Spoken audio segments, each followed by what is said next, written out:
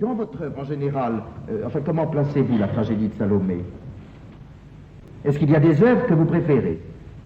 Oui, évidemment, depuis ce que j'ai fait de plus récent, comme la symphonie et Oriane et le Prince d'amour. C'est un ballet qu'on a donné à l'opéra. Enfin, vous la préférez parce que c'est plus récent, comme on aime l'enfant plus petit. Oui, évidemment, j'aime mieux mon quatuor, par exemple. Mais à l'époque de la création, en 1907, je crois savoir, vous étiez très... C'est ce que j'aimais le mieux à ce moment-là. Ah, il y avait cependant le psaume qui avait 3 ans de moins. Oui, n'est-ce pas? Ou 3 ans de plus, ça dépend comment. Déjà dans le lointain. Ce que je voulais vous poser comme question, c'est ceci. Au moment de la création, vous étiez très lié avec Stravinsky, si je me trompe. Oui, très lié, oui. Et le musicien... Je l'ai à Saint-Cloud plusieurs fois. Et j'aimais non seulement le musicien, le vrai Stravinsky de Russie, mais l'homme aussi, qui était sympathique à ce moment-là. Qu'est-ce que vous appelez le... Oh. Les ajoute à ce moment-là. Ce que je suis content de penser que c'est pas moi qui ai dit ça. Mais écoutez... Depuis ce temps-là, de musicien, il s'est mis peu à peu commerçant, n'est-ce pas, négociant en musique. Il ne m'intéresse plus du tout. Enfin, écoutez... C'est américanisé. Le lendemain, dans l'officiel, ça s'appelle mouvement d'hiver. C'est bien notre droit, chacun en effet, de partager ou de ne pas partager cette opinion. Mais vous voulez dire par là que vous avez surtout aimé, je crois, la période de Stravinsky qui va... De l'oiseau de feu au Los.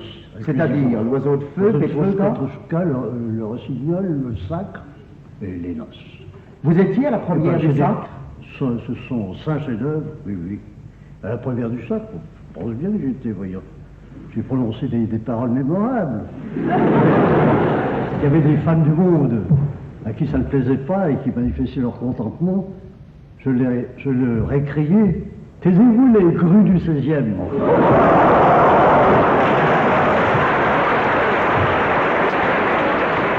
c'est pas fini. À quoi a fait écho la réplique de Ricciotto Canudo, qui était un ami d'Annunzio, qui se trouvait dans la salle. Donnez-leur des pastilles du sérail. Mais écoutez, je vois que ça a été vif, cette fameuse soirée dont on nous a, nous autres, tant parlé. C'était terrible. Donc vous étiez aux côtés de Stravinsky? Oui, nous étions tout un groupe avec Ravel, Delage, Ravel. Mais quand je dis aux côtés, je veux dire moralement, artistiquement parlant. Vous étiez tout à fait. Tout à fait pour l'heure. J'aurais tué des gens à ce moment-là et que ça aurait été un honneur jusqu'à un certain point que d'être tué par vous, mais tout de même, ça aurait été dur. Mais... mourir pour Stravinsky, ça valait la peine à ce moment-là. Et de la main de Florent Schmitt, ce n'est pas mal. Mais une œuvre, par exemple, que personnellement j'aime beaucoup, mais comme la symphonie de Psaume, vous ne l'aimez pas? Je trouve que tout le monde peut faire ça. Ça, j'en suis pas sûr. Vous la trouvez quoi? Plus fabriquée, moins jaune? Un bon musicien, quelconque peut faire ça. Je trouve. Ça n'a aucune personne. Et les dernières œuvres vous intéressent moins? Bon. Mais ça ne vous empêche pas d'avoir gardé beaucoup d'amitié pour lui, je pense. Non? Non. Je trouve que pour moi, la musique qui fait en ce moment a tué l'homme. Je crois que l'homme est resté très gentil. D'après les gens qui sont actuellement ses amis, si. Enfin, écoutez, moi je vais vous faire rougir et doublement.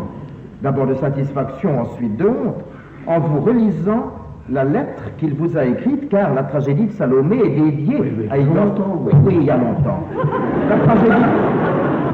La tragédie de Salomé est dédiée à Igor Stravinsky. Et voici la lettre que possède Florent Schmitt. Oui, mais je ne me l'écrirai plus aujourd'hui. Non, mais je vais vous la lire. Cher et très cher ami, quand est-ce que votre génial Salomé paraîtra, afin que je puisse passer d'heureuses heures en la jouant d'un bout à l'autre à la folie? Je dois avouer que c'est la plus grande joie qu'une œuvre d'art m'ait causée depuis longtemps, et c'est sans flatterie. Croyez-moi, je suis bien fier qu'elle me soit dédiée, bien cordialement et affectueusement, votre Igor Stravinsky. Je pense que ça lui vaut tout de même une petite gentillesse de votre part aujourd'hui. J'ai été très gentil depuis cette lettre. Oui. Maintenant, il m'est devenu peu à peu indifférent. Est-ce qu'il ne vous a pas envoyé une immense mélodie sous la forme d'une banderole que vous avez chez vous? Une grande mélodie comme ça, que j'ai fait encadrer. Et est-ce qu'il... Tout en largeur, beaucoup de hauteur. Est-ce qu'il n'a pas signé sur votre épée? Bien signé. Ah, il faut que je vous ménage, oui, c'est une soirée fertile en surprise. Il faut d'abord que je demande à Florent Schmitt pourquoi, quand il a été élu membre de l'Académie, membre de l'Institut, c'est-à-dire en 1936, pourquoi le grand homme que vous voyez devant vous n'a jamais voulu avoir d'habit vert. Cette chose que l'on convoite tellement. Vous l'avez refusé. Je n'aime pas l'habit vert. Pourquoi? Je n'aime pas le vert.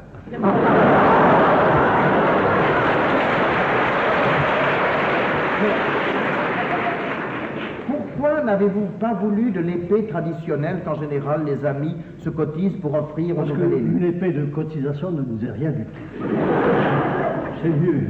C'est mieux une épée de bois qui ne coûte rien et Alors, des signatures d'amis dessus. Je vais aller vous chercher l'épée de Florence. Est-ce que je vais avec vous? Vous pourriez apporter ça? Je pense.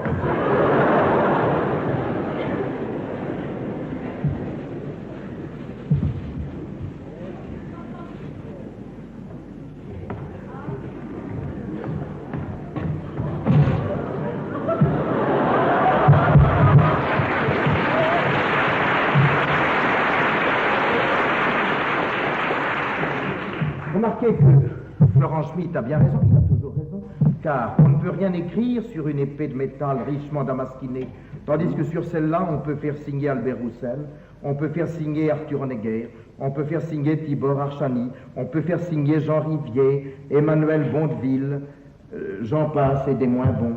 Et voilà donc votre épée, c'est la seule que vous ayez, votre seule épée d'académicien. La seule défense. Je ne voudrais toujours pas que nous nous écartions définitivement de la tragédie de Salomé, puisque c'est elle qui nous réunit ici ce soir. Oui, j'y tiens beaucoup. Quand vous êtes venu au monde, Wagner avait 57 ans. Vous auriez pu le voir, il est mort en 1883. Oui, écoutez, Wagner, je l'admire beaucoup, mais je le maudis. Depuis que j'ai lu dans un livre de Baron que si on avait écouté Wagner, à la guerre de 70, Paris aurait été détruit complètement. Oh, alors ça ne me fait pas aimer Wagner. C'est une chose qu'on a dit. Oui, mais enfin... Baron n'aurait pas inventé ça. Indiscutablement. Écoutez, le pauvre Wagner en a aussi son compte, si je comprends bien. Écoutez, je sais qu'on a été rose avec lui. Il y avait une poignée d'imbéciles au Jockey Club. Au moment de la représentation de sont eux la cause de tout ça. Sont eux qui ont failli détruire Paris. Directement, oui. Paris détruit par le Jockey Club. Oui, seulement c'était une vengeance de Wagner, tout de même. Non, mais j'entends actuellement sa musique. Qu'est-ce qu'elle vous a inspiré? Quel sentiment vous a-t-elle inspiré? Maintenant et autrefois? Quand j'ai entendu pour la première fois Tristan jouer au piano par le prélude de Tristan joué par Richter, j'ai été ébloui, naturellement. J'avais 19 ans à ce moment-là. Alors, on ne pouvait pas être insensible à ça. C'était tellement nouveau et au-dessus de tout ce qu'on trouve en 3D, de tous les goulots, les embranches Thomas, c'était le ribambelle de fond musicien. Mais écoutez, et maintenant, avec un peu de recul, comment jugez-vous son œuvre? Wagner, oui. C'est toujours un très grand musicien, un sale bonhomme, mais un grand bonhomme quand même.